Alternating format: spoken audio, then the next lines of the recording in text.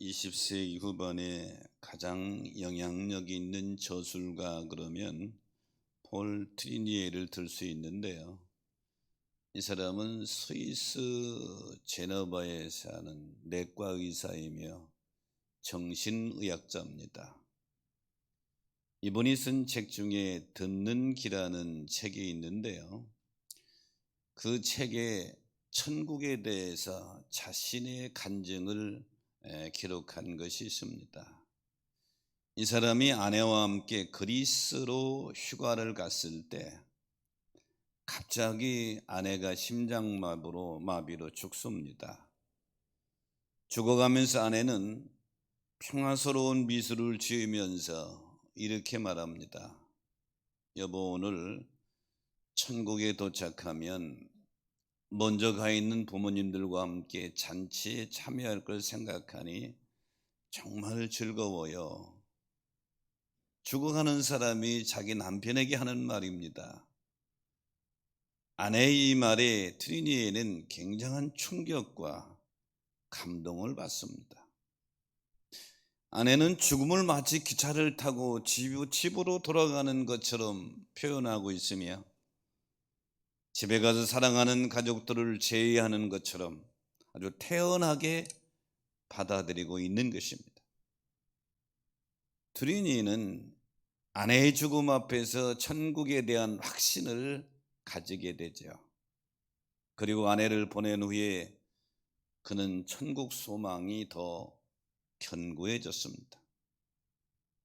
그는 그의 책, 이 듣는 기라고 하는 그의 책의 마지막 부분에서 이렇게 고백합니다. 아내는 비록 죽었지만 우리는 천국 소망 안에서 하나가 되었다. 아내에 대한 또 아내의 천국 소망에 대한 믿음이 이 트리니에의 삶을 완전히 바꾼 것이죠. 자, 오늘 본문인 누가복음 13장은 예수님이 유다와 베레아 사역에 관한 내용인데요. 누가복음은 좀 특징이 있습니다. 누가복음은 핵심적인 부분이 5장에서부터 19장까지는 23가지 비유가 쭉 전개되어져서 말씀하십니다. 그 중에 오늘 13장은 11번째 비유인 좁은 문과 닫힌 문에 대한 비유의 말씀입니다. 예수님이 지금 예루살렘으로 여행을 막 떠나시며 가실 때 어떤 사람이 질문을 합니다. 23절에 보니까 주여 구원받을 자가 적으니까 하고 질문하죠. 여기에 대한 대답하시는 말씀이 오늘 본문의 말씀의 내용입니다. 예수님 당시 유대인들은 자기들은 선민이요 아브라함의 자손으로서 구원받는 것은 당연한 것이다. 하지만 저 이방인들은 죄로 인해서 심판을 당하게 될 것이다. 이런 사고로 가득 차 있는 것이 예수님 당시에 소위 유대인들이 가지고 있는 선민 사상이었습니다. 예수님은 이런 잘못된 유대인들의 사고에 대해서 경고하신 것입니다. 그러면서 오늘 마지막 29절에 보면 사람들이 동서남북으로부터 와서 하나님 나라 잔치에 참여하리니 이렇게 말씀하고 있죠. 저는 오늘 본문 말씀 그대로 천국 잔치에 참여하려면 하는 제목을 가지고 같이 은혜를 나누고자 합니다. 우리 주님께서 이 땅에 오신 이유는 잃어버렸던 천국을 우리에게 찾아주기 위한 것입니다. 닫혀져 있던 천국 문을 열어주시기 위해서 이 땅에 오신 것이죠. 그러면 우리 성도들이 천국 잔치에 참여하려면 무엇을 기억해야 되느냐? 첫째는 천국 문이 닫힐 때가 있음을 알아야 합니다. 오늘 본문 25절에 보니까 집주인이 일어나 문을 한번 닫은 후에 너희가 밖에 서서 문을 두드리며 주여 열어주소서 하면 그가 대답하여 이르되 나는 너희가 어디서 온 자인지를 알지 못하리라 하리라 그랬어요. 여기 25절에 보면 어리석은 자의 두 가지 모습이 나오는데, 첫째, 밖에 서서 그랬습니다. 이 서서라고 하는 원문은 완료형으로 기록되어 있는데, 밖에 서 있는 사람은 이미 문이 닫혀서 끝났다 이 말이죠.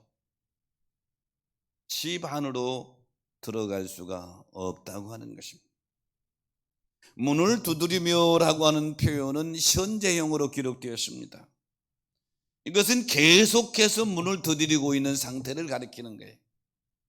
이는 그들이 계속적으로 문을 두드리고 있지만 이미 문이 닫힌 상태에서는 헛수고 헛노력을 하고 있다, 이런 의미를 내포하고 있는 것입니다. 종합해서 보면 열려있는 천국문은 닫힐 때가 있다, 이렇게 주님이 지금 말씀하고 있는 것입니다. 사랑하는 성도 여러분, 천국문이 닫힐 때가 있는 것을 잊지 마시기를 축원합니다. 오늘 25절에 보니까 집주인이 일어나 문을 한 번 닫은 후에 집주인이 일어나, 천국의 주인 되신 주님이 일어나서서 문을 닫을 때가 있다. 지금은 복음의 문, 천국문이 서서히 닫혀가고 있는 것을 느끼게 됩니다. 코로나19 전염병의 상황 속에 여러분 어떻게 보고 있습니까? 정치적으로 또 여러 가지 경제적으로 보는 눈이 열리겠지만, 저는 신앙적으로 복음적으로 본다면 복음의 문이 점점 닫혀가고 있는 것을 볼 수 있습니다. 천국의 문이 닫혀가고 있는 것을 볼 수 있다. 수많은 사람들이, 수많은 기독교인들이, 수많은 교회 다니는 사람들이, 믿음이 시원찮은 분들은 점점 떨어져 가고,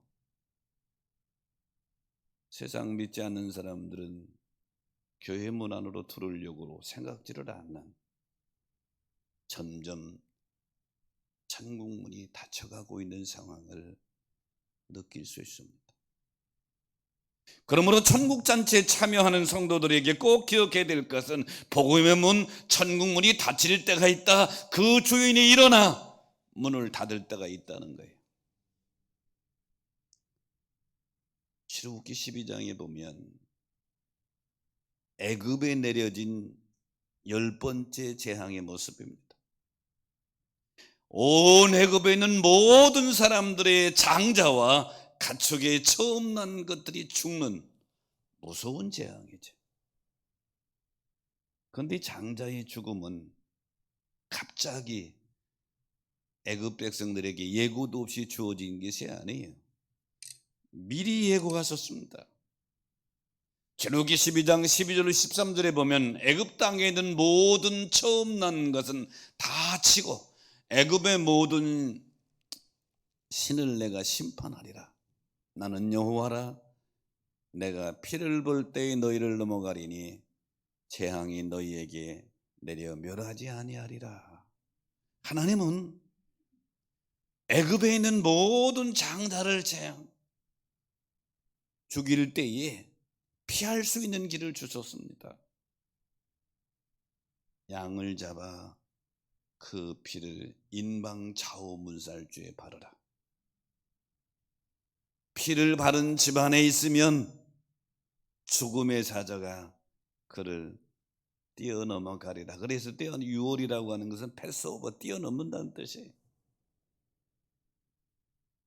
이 하나님의 말씀에 순종한 자들은 죽음을 면했고, 교만하여 피를 바르지 않은 사람들은 아무도 구원받지를 못했죠. 출애굽기 12장 29절에 보니까 밤중에 여호와께서 바로의 장자로부터 옥에 갇힌 사람들의 장자까지 가축에 처음 난 것까지 다 치셨다, 이렇게 말씀하셨습니다. 애굽의 최고 통치자 바로 왕도 하나님의 심판을 결코 피할 수가 없었습니다.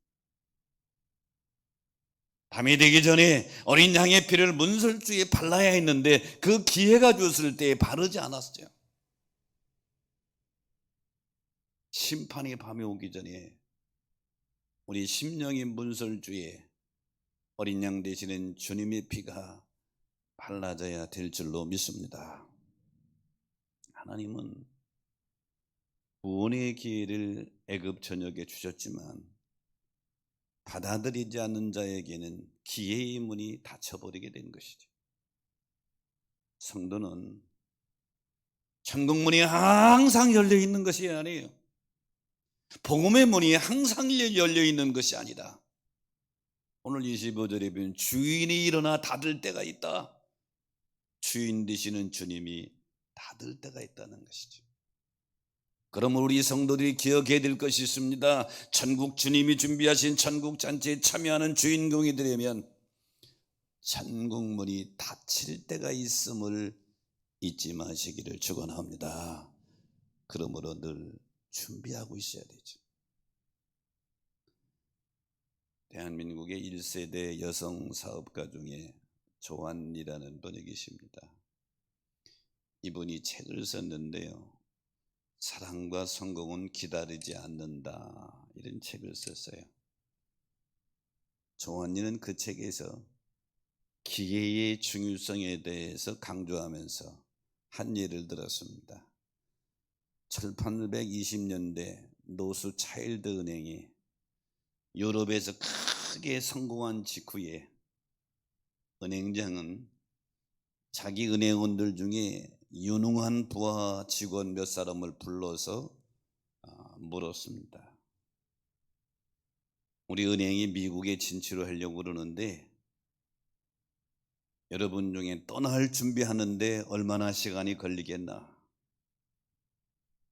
대부분의 집안의 직원들은 한참 생각하는 후에 어떤 직원은 열흘 정도 걸립니다. 어떤 직원은 아무리 빨리 서둘러도 3일 정도는 걸립니다. 그런데 단 한 명의 직원이 은행장님 지금 곧 떠나겠습니다. 감동한 은행장은 그에게 이렇게 말합니다. 좋아, 당장 떠나게. 자넨 지금 이 순간부터 샌프란시스코 지부 지점장일세. 그 직원이 줄리어스 메이라는 직원입니다. 샌프란시스코 지점장이 되었고 후에는 샌프란시스코 최대의 갑부가 된 인물입니다. 세상적인 성공도 준비하고 있는 자가 기회를 잡는 것입니다. 오늘 본문은 예수님께서 예루살렘으로 올라가면서 한 사람이 질문합니다. 천국에 들어갈 자가 작았습니까? 왜 작지? 않은 질문을 하는 거죠. 이때 예수님께서 좁은 문과 닫힌 문 비유를 말씀하시면서 천국 문이 닫힐 때가 분명히 있다. 그러므로 깨어있는 그리스도인들은 항상 천국에 입성할 준비가 되어 있어야 될 줄로 믿습니다. 지금 당장 죽음이 찾아온다 하더라도 놀라지 않고 아멘, 주 예수여 오시옵소서 하는 이 고백이 저와 여러분의 고백이 될 수 있게 되기를 주의 이름으로 축복합니다. 천국잔치에 참여하려면 두 번째는 좁은 문으로 들어가기를 힘써야 합니다. 오늘 본문 24절에 보니까 좁은 문으로 들어가기를 힘쓰라. 내가 너희에게 이르노니 들어가기를 구하여도 못하는 자가 많으리라, 이렇게 말씀하시죠. 여기 힘쓰라고 하는 원문은 최선을 다하다는 뜻입니다. 즉 천국문이 열려 있을 때에 그 문으로 들어가도록 최선을 다하라. 지금 예수 그리스도를 통해서 열려진 그 문, 천국문으로 들어가기를 힘쓰란 말이죠. 그런데 그 천국문은 넓은 문이 아니라 좁은 문이라는 것입니다. 마태복음 7장 13절에도 같은 말씀을 하시죠. 좁은 문으로 들어가라. 멸망으로 인도하는 문은 크고 그 길이 넓어 거리로 들어가는 자가 많고. 여기 좁은 문으로 들어가라고 하는 말씀은 말씀대로 신앙생활하기가 힘들어도 그 말씀을 따라가라, 십자가를 지면서 그 말씀을 따라가라고 하는 그런 말씀입니다. 마태복음 7장에 예수님은 이어서 이렇게 말씀하십니다. 21절에 보면 그날에 나더러 주여 주여 하는 자마다 다 천국에 들어갈 것이 아니에요. 다만 하늘에 계신 내 아버지 뜻대로 행하는 자라야 들어가리라. 사랑하는 성도 여러분, 천국 잔치에 참여하는 주인공이 되려면 힘들어도 좁은 길이라도 말씀을 따라 갈아야 될 줄로 믿으시기 바랍니다. 디모데후서 4장에 보면 바울의 동역자였던 데마에 대한 기록이 나옵니다. 데마는요, 바울의 제2차 전도여행 때 데살로니가에서 바울의 전도를 받고 예수를 믿은 사람입니다. 회심한 데마는 곧바로 바울의 사역을 동참해서 열심히 열정적으로 헌신적으로 바울을 도왔습니다. 바울이 제3차 여행 갈 때, 전도 여행 갈 때도 바울을 도와서 선교에 온 힘을 썼던 인물이 데마입니다. 그리고 바울이 예루살렘에서 체포되어서 노마로 압송되는 과정, 2년의 재판 과정을 마치고 노마 1차에 투옥될 때도, 그때도 바울을 도왔습니다. 바울은 빌레몬에게 편지를 쓰면서 이런 데마를 동역자라고 소개합니다. 빌레몬서 1장 24절에 보면 또한 나의 동역자 마가 아리스다고 데마 누가가 문안하는 자, 바울이 자기 동역자를 빌레몬에게 소개하면서 데마가 소개가 됩니다. 데마가 나의 동역자라는 거예요. 이렇게 데마는 처음에는 바울 사도를 열심히 도와서 일했던 사람입니다. 그런데 바울이 2차로 노마 감옥에 투옥되자 데마의 마음이 변하기 시작했습니다.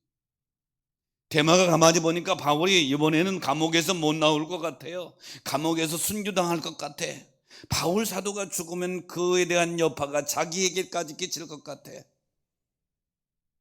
그래서 데마는 슬그머니 발을 빼고 신앙을 버리고 자신의 고향인 데살로니가로 훌쩍 떠나버립니다. 그래서 바울이 믿음의 아들 디모데에게 편지하면서 이 부분이 얼마나 서운했든지 디모데후서 4장 10절에 이렇게 표현합니다. 데마는 이 세상을 사랑하여 나를 버리고 데살로니가로 갔다. 데마는 그래서 기독교 역사상 용두삼위의 대표적인 인물로 표현되고 있습니다. 처음에는 열심히 믿음의 길을 가는 것 같지만 좁은 길을 거부하고 신앙 때문에 십자가 지는 일이 올 것이 두려워서 다시 세상으로 돌아간 사람, 데마죠. 성도는 데마의 모습을 반면교사로 삼아야 합니다. 천국 잔치의 주인공으로 참여하려면 힘들어도 십자가가 와도 말씀을 따라가시기를 주의 이름으로 축원합니다. 우리가 잘 아는 존 버년이라는 사람이 있죠. 1628년 영국에서 가난한 댐쟁이 아들로 태어났습니다. 그의 아버지는 가난해서 댐쟁이로 주전자나 뭐 이런 것들을 수선하는 사람이지만 정직하게 믿음의 길을 걸어간 사람입니다. 이 버년은 너무 가난해가지고 초등학교 못 나왔습니다. 3학년까지 다니고서 중퇴했습니다. 그리고 아버지 밑에서 댐쟁이 일을 열심히 배우며 성장하죠. 20살 때 신앙이 좋은 자매를 만나 결혼하게 됩니다. 이 번연의 결혼 생활은 경건한 아내의 믿음의 덕분으로 번연에게 영향을 많이 미치게 됩니다. 하지만 번연은 부모 때부터 믿음 생활을 하고 있지만 확신이 없습니다. 구원의 확신, 믿음의 확신이 없는 거예요. 그러던 어느 날 번연은 고향인 베드포드의 거리를 거니들 중 길가에서 햇빛을 쬐면서 이야기하는 여인들의 대화를 우연히 엿듣게 됩니다. 대화의 내용은 그런 거예요. 하나님께서 자신들을 얼마나 사랑하셨고 또 자신들이 얼마나 비참한 상태에서 구원받았는데 그 은혜가 얼마나 큰지 여인들이 몇 명이 모여가서 오손도손 얘기하는 걸 엿들은 거예요. 이 대화를 들은 후 본녀는 번민하기 시작합니다. 나는 어떤가? 나는 구원받았는가? 고뇌하면서 그는 성경을 읽기 시작합니다. 성경을 읽다가 골로새서 1장 20절에서 완전히 깨어집니다. 골로새서 1장 20절에 보면 십자가의 피로 화평을 이루사, 여기 십자가의 피로 화평이라고 하는 말이 본인에게 네마의 말씀으로 다가옵니다. 그렇다, 내 행위가 아니라 십자가의 피로. 여기서 완전히 깨어지고 회심하고 성령의 충만함을 받게 됩니다. 본인은 곧 존 기프트 목사에게 세례를 받고 전도자의 길을 걸어갑니다. 전도하던 중 1660년 11월에 불법 집회를 인도했다는 제목으로 체포되어서 3개월간 베드포드 감옥에 수감돼서 재판을 받습니다. 3개월 후에 풀려났습니다. 근데 하나 조건이 붙었어요. 더 이상 전도하거나 설교하지 마라. 그러나 번녀는 계속해서 복음을 전했습니다. 이로 인해서 다시 체포된 존 번녀는 12년간 감옥 생활을 하게 됩니다. 번녀는 감옥에 있는 동안에 열심히 성경을 읽고 연구합니다. 그리고 하나님의 은혜로 거기서 글을 쓰기 시작하는데 그게 바로 철로역정이죠. 철로역정이라는 책은 기독교인들에게는 성경 다음으로 많이 읽혀지는, 세계의 많은 기독교인들에게 큰 영향을 끼친 책이 철로역정입니다. 번녀는 주님을 만난 후에 온전한 믿음으로 좁은 길을 계속해서 걸어가죠. 사랑하는 오늘의 가족 여러분, 지금 여러분이 좁은 길을 걷고 있다고 생각되십니까? 그 길 끝까지 걸어가시면서 천국 잔치의 주인공으로 참여하게 되시기를 주의 이름으로 축복합니다. 천국 잔치에 참여하려면 또 하나 기억하는 세 번째는 나중된 자로서 먼저 될 자도 있다고 하는 것입니다. 오늘 보면 30절에 보니까 보라, 나중된 자로서 먼저 될 자도 있고 먼저 된 자로서 나중될 자도 있느니라, 이렇게 말씀하시죠. 여기서 예수님 말씀하신 나중된 자는 이방인들을 가리키는 거예요. 먼저 진 자는 유대인들을 가리키는 것이죠. 유대인들은 지금 자기들은 선민이기 때문에, 아브라함의 자손이기 때문에 당연히 구원받는다. 그런데 이들은 메시아를 거부하고 회개치 않았습니다. 이방인들은 버림받은 자들이라고 생각했고 짐승 같은 사람이라고 유대인들은 여겼는데, 그들은 메시아를 영접하고 회개하기 때문에 천국 잔치의 주인공이 되어가고 있는 그들의 모습이죠. 여기서 우리가 기억해야 될 것이 있습니다. 성도는 신앙의 예물을 자랑함으로 본질을 잃어버리지 말아야 합니다. 잠언 27장 1절에 보니까 너는 내일 일을 자랑하지 말라. 하루 동안에 무슨 일이 일어날지 내가 알 수 없음이니라. 그러므로 사랑하는 여러분, 천국잔치의 주인공으로 참여해서 영광을 함께 누리려면 신앙의 예물을 너무 자랑하지 마십시오. 예물하고 표현한 것은 신앙의 연수라든지 교회의 직분을 의미하는 것입니다. 바울은 의롭다, 저 칭의를 설명하면서 아브라함의 예를 들었습니다. 로마서 4장 2절에 보니까 만일 아브라함이 행위로서 의롭다 하심을 받았으면 자랑할 것이 있으려니와 하나님 앞에서는 없느니라. 여기서 행위는 행동, 업적, 일 이런 것들을 가리키는 거죠. 그렇다면 믿음의 조상인 아브라함이 무엇으로 의롭다함을 받았습니까? 이어지는 3절에 성경은 무엇을 말하느냐? 아브라함이 하나님을 믿음에 그것이 그에게 의로 여겨진 바 되었느니라 그랬어요. 바울 사도는 공적이 아니라 오직 믿음으로 아브라함이 의롭다 되었다. 우리가 천국 잔치에 참여하는 것이 우리 행위가 아니요 우리의 공적이 아니요 오직 하나님의 은혜임을 믿으시기 바랍니다. 내가 일부 예배를 올려오면서 나를 따라오는 사회 보는 박 목사님에게 이렇게 말했어요. 목사님, 여기 내가 지금 20년째 오르내리고 있네. 그렇거든요. 제가 40년을 꼭 목회에 있는데 오늘 교회에서 20년입니다. 20년 건축하고 20년을 지금 내가 오르내리고 있으니까 뒤따라오던 박성관 목사님이 그래요. 목사님, 그러면 3,000번 이상 설교했네요. 그렇죠? 새벽 예배 말고도 3,000명 이상 설교했어요.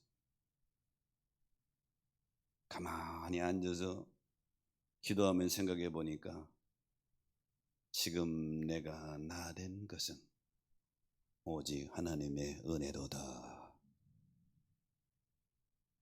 40년 목회하면서 한 번도 아파서 주일날 여기 서보지 못한 예가 없고 하나님의 은혜 가운데 섰으니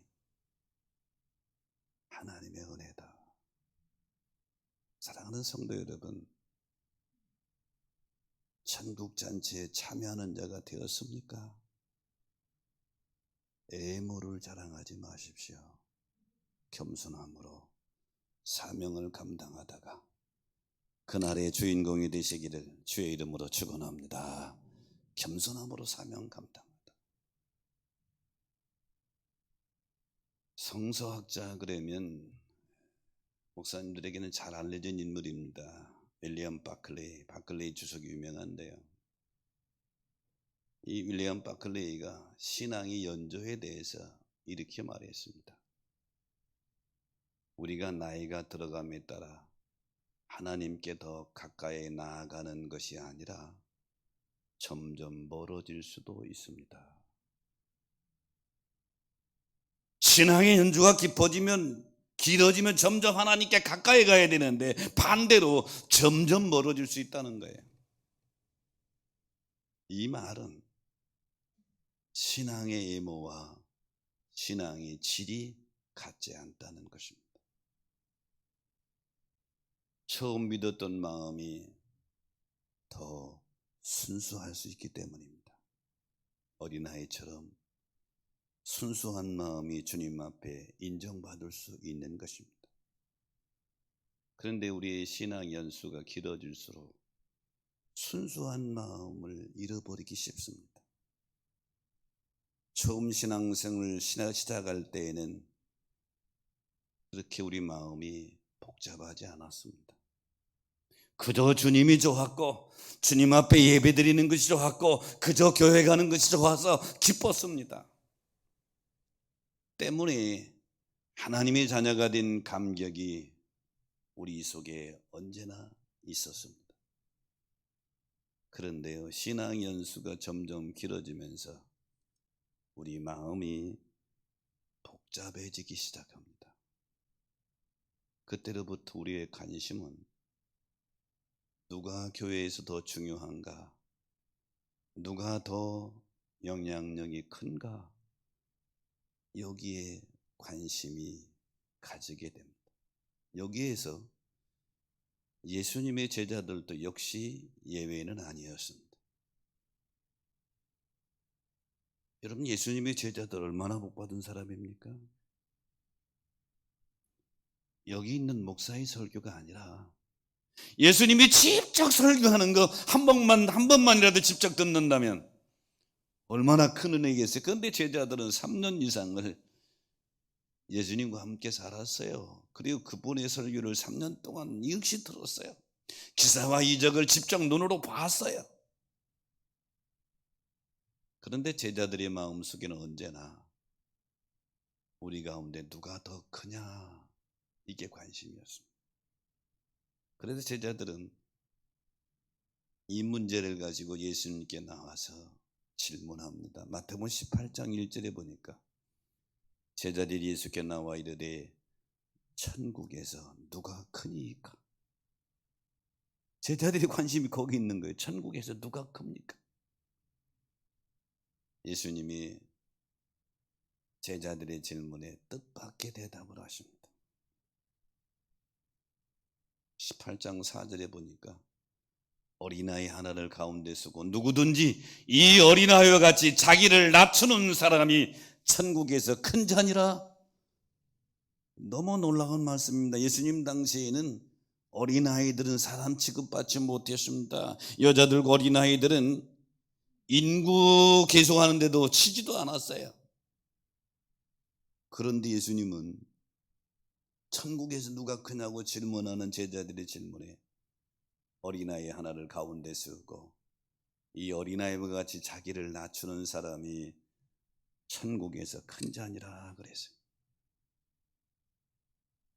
이처럼 천국 잔치의 주인공으로 참여하려면 신앙이 예모가 아닙니다. 신앙이 연수가 아닙니다. 그거 자랑하지 말고 겸손하게 주님을 따르는 삶을 사시기를 축원합니다. 오늘 예수님께서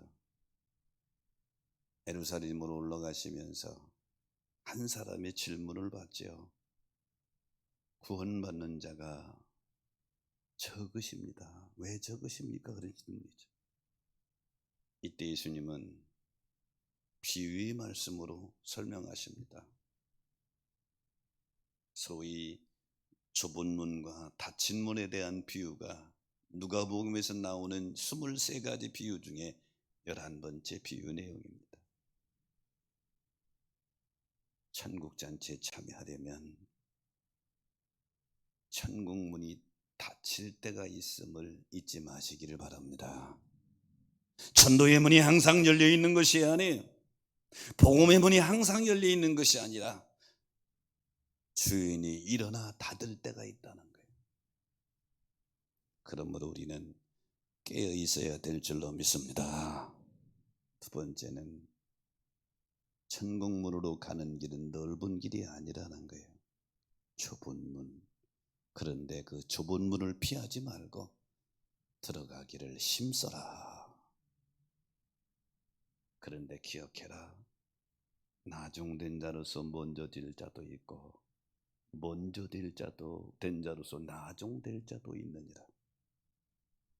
그러므로 사랑하는 우리 가족 여러분, 주님이 이 땅에 오신 것은 닫혀있는 천국문을 열어오신 줄 믿으시기 바랍니다. 열어놓으시 우리 다 지금 천국문으로 들어가고 있습니다. 그런데 이 문이 닫힐 때가 있다. 그러므로 언제든지